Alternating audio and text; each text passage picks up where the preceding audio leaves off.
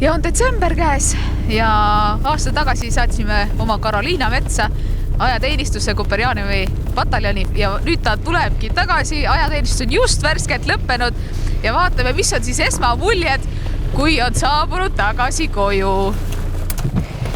Nii, tere Karoliina! Tere! Kuidas siis ajateenistuses läinud on? Ajateenistus oli väga äge. Ütleme nii, et kartsin hullemat ja tegelikult väga meeldis.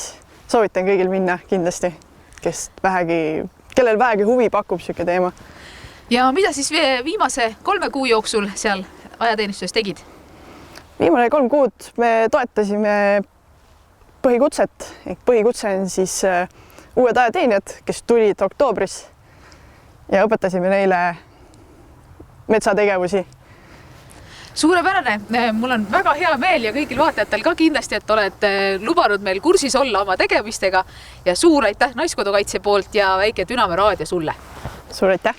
Ja nüüd laseme sind siis koju, et saad oma asjad võtta ja kenasti siis esimese öö üle pika aja ilmselt koduvoodis veeta.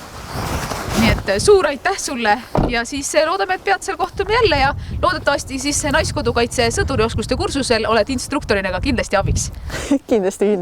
Nii, aga aitäh sulle! Suur aitäh! Ja sealt meie Karoliina läheb.